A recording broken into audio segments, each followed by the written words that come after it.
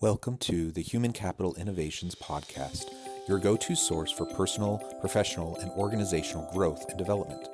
We hope you tune in often for all things people management, organizational development and change, organizational leadership, and social impact related. Maximize your personal and organizational potential with Human Capital Innovations Podcast.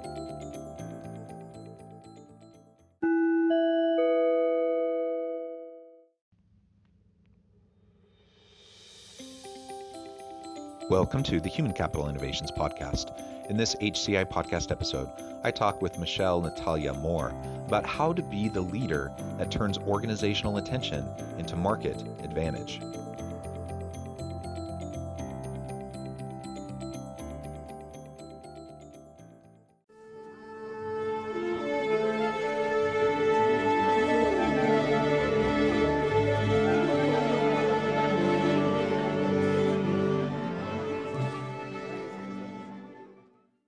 Michelle Natalia Moore, welcome to the Human Capital Innovations Podcast. Thank you. Hello, Jonathan. I am super excited to have this conversation. It's so fun talking with you in the pre-interview and getting to know you a little bit better and sharing some common background. It's a strange thing how people find those connections. We were chatting about our time in the former Soviet Union space. I lived in Belarus with my family, and we were talking about some of the current conditions there. And anyways, I would love to hear more about your time in the former Soviet Union areas, if that comes up in our conversation today. But that won't be the focus of what we talk about today. Today, we're going to be talking about how to be the leader that turns organizational attention into market advantage. Ultimately, that's the goal, is we want to lead in order to drive value in the marketplace, to drive success of the organization.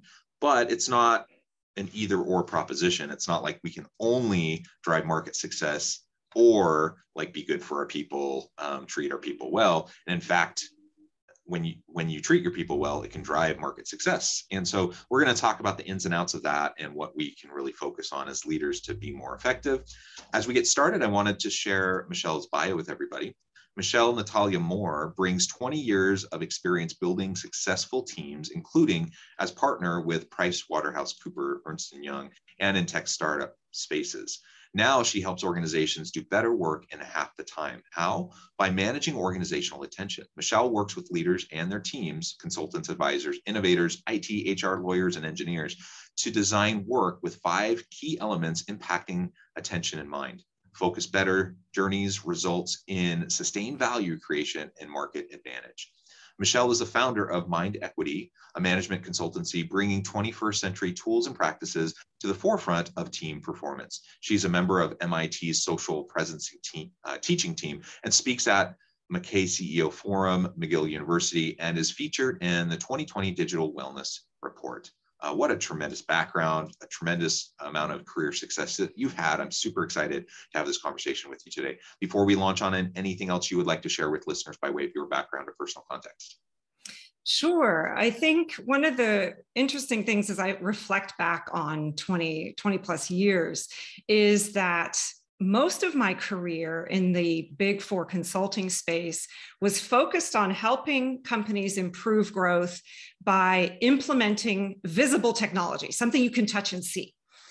And it's so much easier to help companies foster change and transformation when you have something that you can touch and see, like a piece of tech, like SAP or e-procurement tools or whatever. And now, my focus has shifted to this question on the invisible, this invisible thing we call focus and attention. We can't really touch it.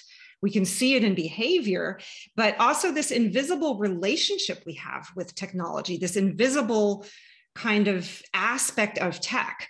And so that's what I find most fascinating, and the challenges associated with tackling something that's more invisible, like what's happening to our brains. So I think that's the nuance of tech that I would add is really different in my work right now. I love it. The invisible tech, the focus and attention of what we're doing as leaders, and with the tools and the resources that we have to drive success for ourselves, for our teams, for the organizations we work in. I think that's wonderful. And you're absolutely right. I mean, the world we're in today with the range of new technologies and and technological disruption, we have to figure out how to better leverage all of that and do it in a sustainable, effective way, while also balancing the ethical considerations of what we're trying to do. That's a really interesting kind of spin-off topic that we can touch on a little bit today as well. Let's bring it back though and talk a little bit more specifically about that focus and that attention. What specifically do you mean by that? I agree. I think that's largely an invisible element, and it's hard to grapple with. So what do you mean by focus and attention? And then how do we start to bring that into our leadership approach to drive value in the marketplace? Yeah, so these two words directly influence productivity, effectiveness, growth, potential, et cetera, right? And they're two different things. So focus actually is a skill that can be trained.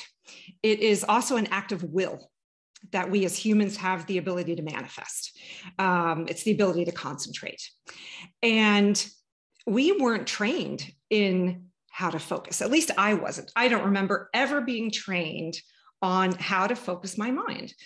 And I think that's an interesting gap in education. And then the definition of attention is different than focus, because attention is the mechanism through which the brain harnesses resources. So attention is also a function of the body. It's similar to metabolism. Like metabolism breaks down food into energy, and attention is the thing that the brain uses to transform focus. So these two, one is a skill and one is an asset. And they're both kind of invisible. We can see the outputs. And so I believe that attention is really this secret, invisible asset that we are largely ignoring in the workplace. And imagine the capacity for innovation, for productivity, if teams actually treated attention as an asset and harnessed it. Yeah, that's super interesting. And I think about teams that I've been a part of, teams that I've led, and just my work as an individual. Your comment about, we never learn how to focus, but it is something we can develop. We can get better at focus, and we can harness our attention to bring forth better outcomes. And I'm trying to think about, like, at what point in my life did I really start to tap into that focus? Because for whatever reason, you can ask my wife. Sometimes it's annoying to her, but she says, yeah, you're a very focused person. Like, for whatever reason, that's something I learned how to do. And I get into the zone, or I get into the flow, or whatever you want to call it. And I'm able to be really productive when I get into that zone. And I can think back, into like my teenage years and being able to do that. So I'm not sure like what the trick was, like how I did that, because I don't remember ever specifically learning about it either. And I asked that question because if I don't remember how I got there, I'm not sure how to teach it, or to coach that towards my people. So what do you think, like, what are some of the ways we can harness that focus and that attention and really develop that as a skill? So I'm going to venture a guess as to how you were able and are still able to use your focus as a really impactful tool to create value. It is because you are aligned on your purpose. You are interested in creating an impact in the world. You head a social impact program, right? And so you are interested in something wider than just growth, than just monetary growth as a performance metric, right? And so my guess is, not knowing you, is that you get excited and focused about the books that you're writing, the research that you're doing, the consulting that you're doing, and that enables focus. And that is also my experience. And I think there is also some clear data when you talk to social innovators in particular. They can maintain focus because of the impact that they care about making in the world. So I think that is one key. The other one that is more mainstream is really helping teams answer this question on a team type basis or on a role basis. What are the value creation activities? Like, how do you even define value? And if you're clear on how you, for your role, define value, and then how your team is adding value to the organization, because that's going to be really, really different in every situation. But if you can define that and then ask the question, well, which activities in my daily workday actually contribute to value creation of a tangible asset that we can see? And most teams, I find, don't know the answer to that question. They don't know what their value creation portfolio is. So those are two answers to your question, Jonathan, I think. Yeah. Purpose and value. Yeah. Yeah, that's super interesting. So connecting to your why, having a clear meaning and purpose, doing things that fulfill you, that can drive more focus, more sustained energy and focus towards what you're doing. That makes perfect sense to me. And there's so much research on, connecting to purpose and your why, and, person organization fit, person job fit, aligning values and meaning and purpose to drive fulfillment and productivity. So that all makes perfect sense to me. And I think also, as you were describing, the elements that go, how we define value and the elements that are the desired outputs. That is a really key important point, because I see so many people who try to be productive, they try to be focused, but they end up spinning their wheels. Like, they spend the vast majority of their time doing things that don't actually create the types of outputs that are actually going to bring value to other people. And so, again, just to turn it inward a little bit, I think about myself, and I'm like, how do I prioritize? How do I focus in on those things that are most important, and decide on what I'm going to let go or spend less attention and time on? I suppose each of us have to determine that for ourselves, but it comes back to exactly what you just said. It comes back to, how do we define value? What are the metrics? What are the outputs that are indicators of our value creation? And then let's focus on those things. And I think you're right. I think most teams, most organizations don't do a very good job of defining that. And so they end up spinning their wheels. They end up recreating processes or different things that don't actually help anything.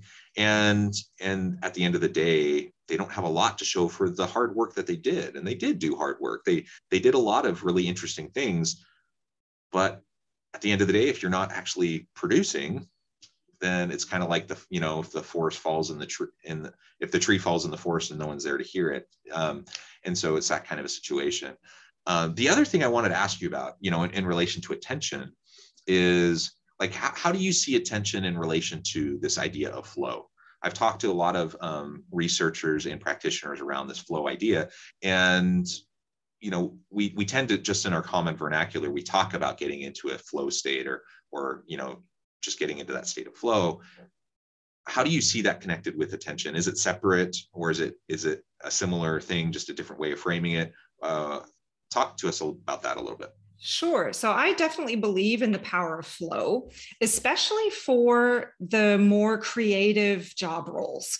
And if you take Cal Newport's definition of deep work, that this is work that creates new value, or that requires also a lot of brain power to produce something. And you think about knowledge workers, you think about writers, you think about innovators. And those are people who, in order to create value, they have to have a certain amount of focused, deep work and space to do that in, i.e., the blocked time on the calendar.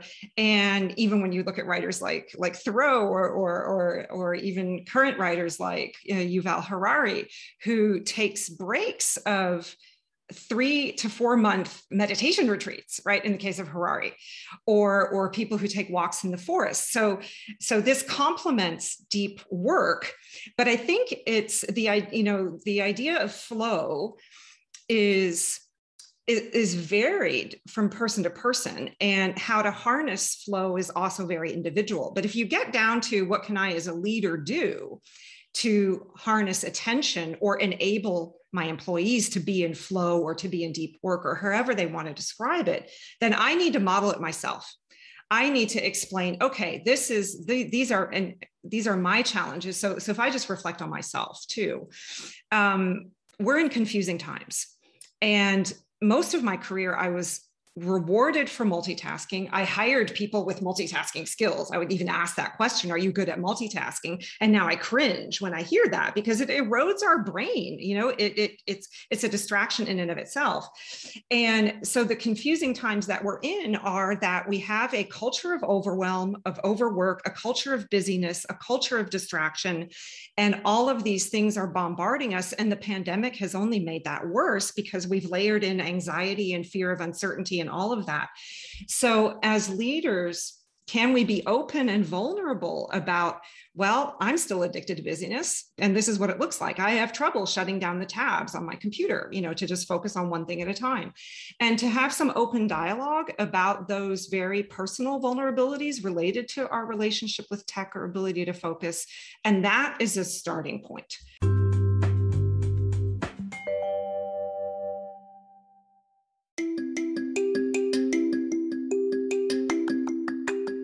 I'm excited to announce the publication of my new book from HCI Press, Bluer Than Indigo Leadership: The Journey of Becoming a Truly Remarkable Leader. Early in my adult life, I learned about an Asian proverb that translates as bluer than indigo. If you think about the color indigo, it is a brilliant, deep, and vibrant blue, what some would call the bluest of blues. To have something that is bluer than indigo is rare and truly remarkable. Contrary to popular myth, there is no one-size-fits-all or cookie-cutter approach to effective leadership. There's no silver bullet, no secret sauce, no go-to model that will solve all of our problems. The truth is, great leaders have all had their unique strengths and flaws, and have all had to discover and then pave their own distinctive path in their life's journey to fulfill their leadership potential. Bluer Than Indigo Leadership will help you discover your own path and explore those ordinary, everyday actions that will help you respond to an uncertain future and produce extraordinary results for individuals, teams, and organizations.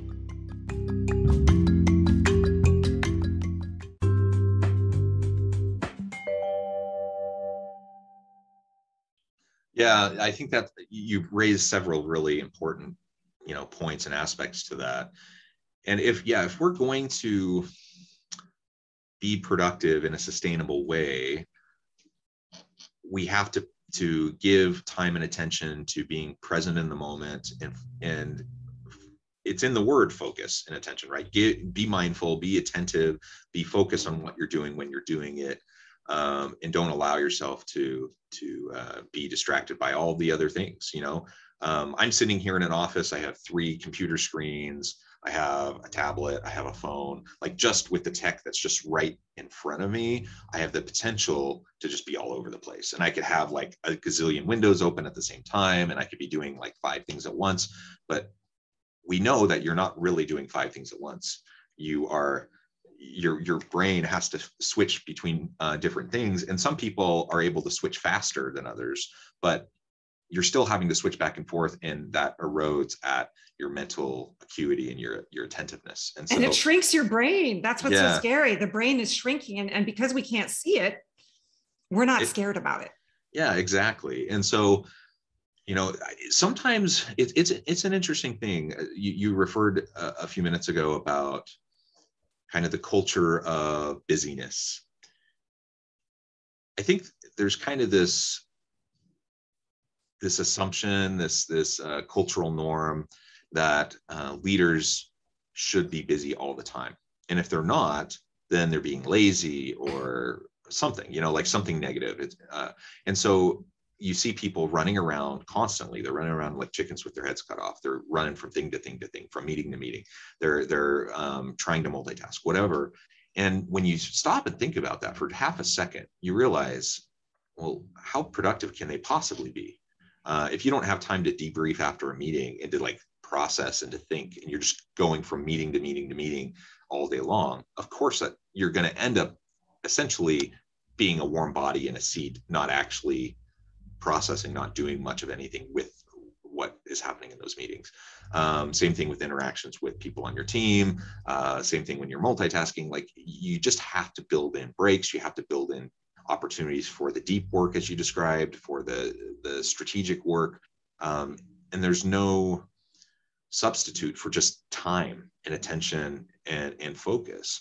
And I remember that's something I've had to struggle with. I am a focused person. I'm a analytical person. I like to be productive. I like to have outputs. I like to be able to show what I've accomplished, and to realize that, you know what, that means I also need to take breaks. I need to go out and walk my dogs. I need to take time to just sit and be present. And that seems almost counterintuitive, but when you start to practice that and you start to get into that kind of a normal routine of just being quiet and mindful, and that you'll find that it just allows you to focus much more. It allows you to be much more productive in those chunks of time that you set aside for different core behaviors, tasks, interactions, whatever.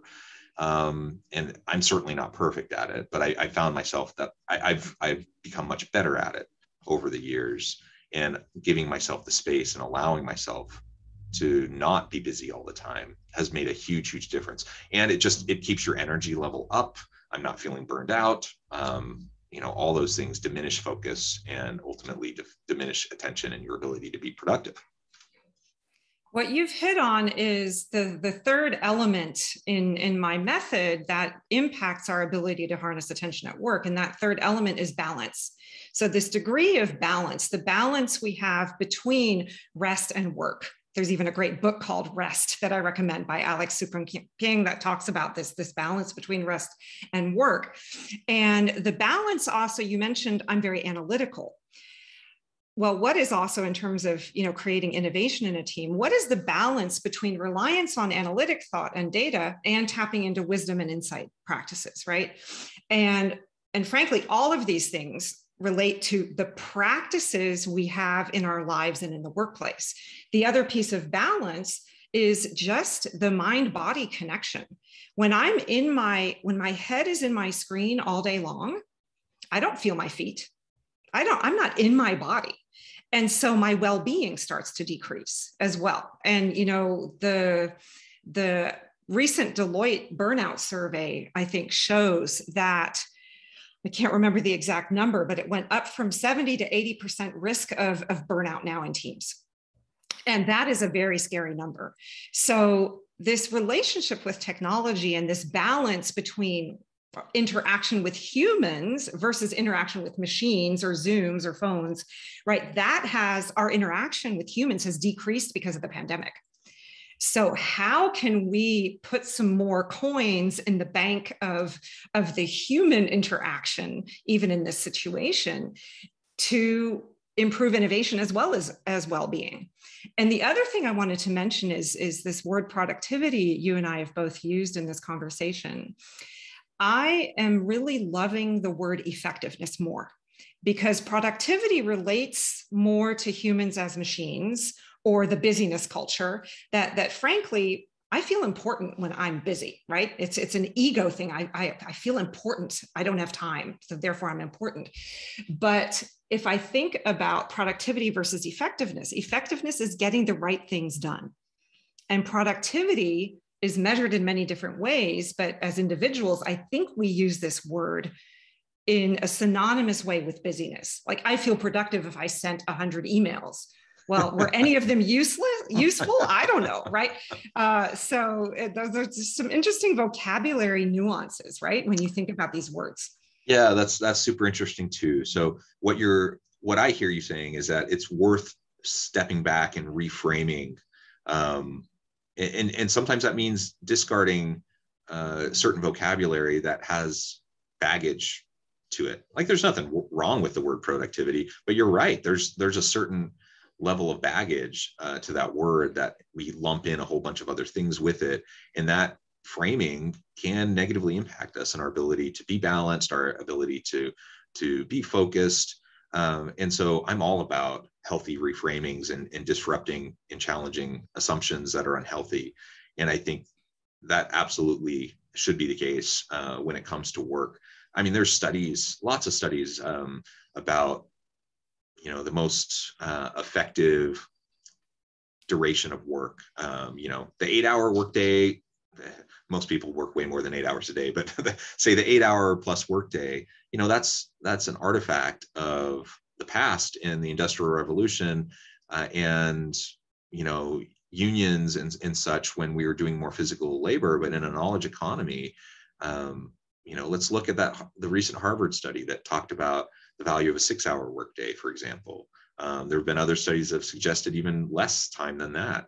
And I've found, just anecdotally, with my own work, that, I can point to, okay, how many hours did I work today? Well, if I'm lumping everything together in terms of my mindfulness practices that contribute to my effectiveness in work, it's probably a lot. But when I think about it in terms of balance, I'm thinking, yeah, I'm getting a lot done. I'm accomplishing many things. I'm providing value.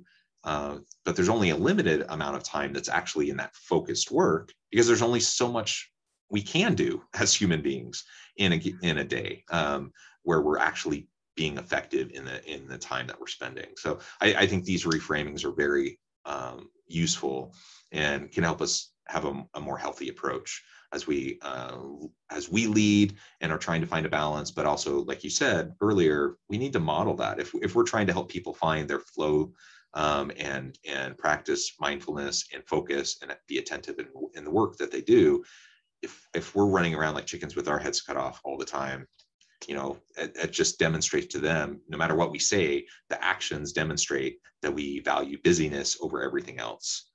When really, I shouldn't care if someone wants to take a nap in the middle of the day or go on a walk. I shouldn't care if they need to take frequent walking breaks. I should encourage those types of activities, because that's going to help them to be energized and more effective in what they do. You bring a really good point to the forefront about the 8 hour workday. So I personally, I absolutely believe that an 8 hour workday, and especially not a 10, 12-hour workday, that these are not necessary anymore. And if we're working 8 to 10 to 12 hours a day, two things are likely amiss. Maybe we have too much work on our plate, and we just have to ask for that portfolio of work to be balanced. And that could be a job design issue or a lack of employees issue. That's one point. A lot of people have just too much on their plate for their job role.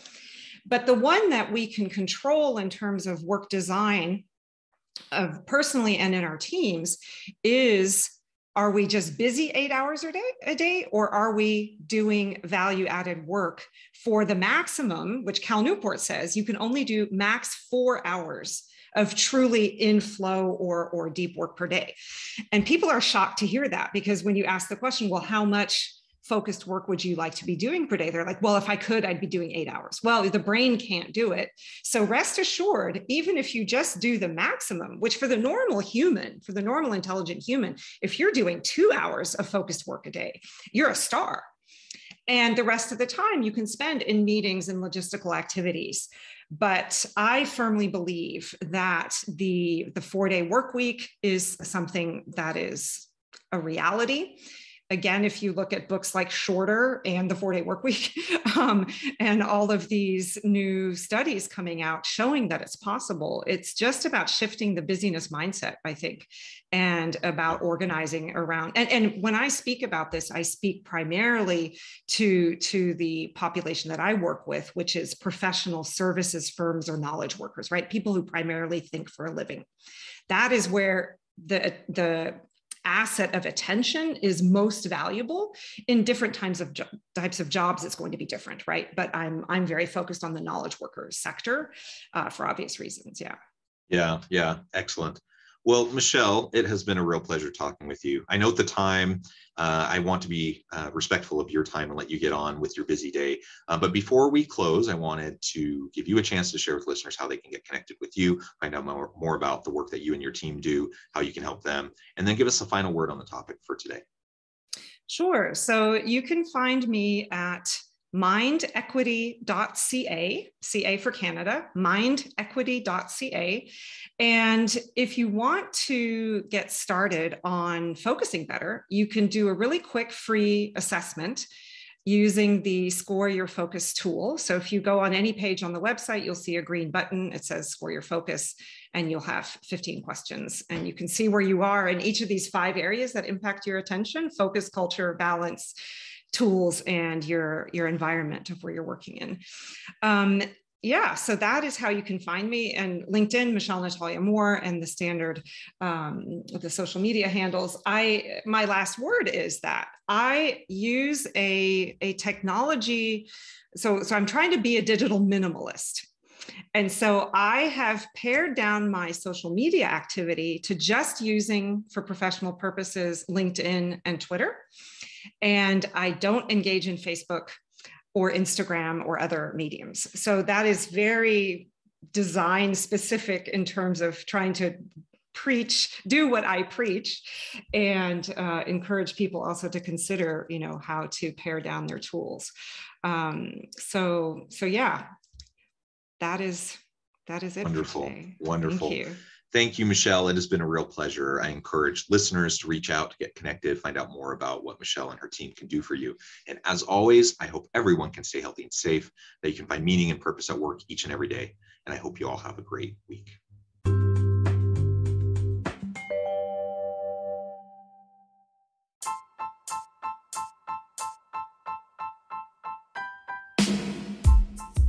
The alchemy of truly remarkable leadership. Ordinary, everyday actions that produce extraordinary results. Consider how the nature of work has shifted over the past 50 years. With increased globalization, rapid technological advancement, and the shift in economic composition, the average job of today looks very different than the average job of 50 years ago. What will the jobs and organizations of tomorrow look like? Moreover, what does this all mean for organizational leaders? What are the core competencies and capabilities of organizations and their leadership that are prepared for continued disruption and geopolitical and socioeconomic shifts? Regardless of what the future holds, increasingly, leaders need to be socially minded, data-driven, decisive, champions of talent, and disruptors of the traditional notions of leadership, teams, organizations, and work. The alchemy of truly remarkable leadership will help you to explore your own leadership competencies and capabilities and consider ways to apply and implement them into your workplace and personal life.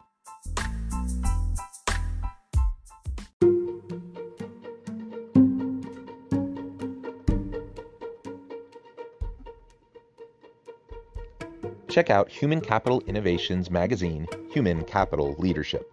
Human Capital Leadership is a free, interactive e-magazine with the mission to help individuals, leaders, and organizations find innovative approaches to maximize their human capital potential. We publish issues quarterly in August, November, February, and May. Take a look at the latest issue and let us know what you think.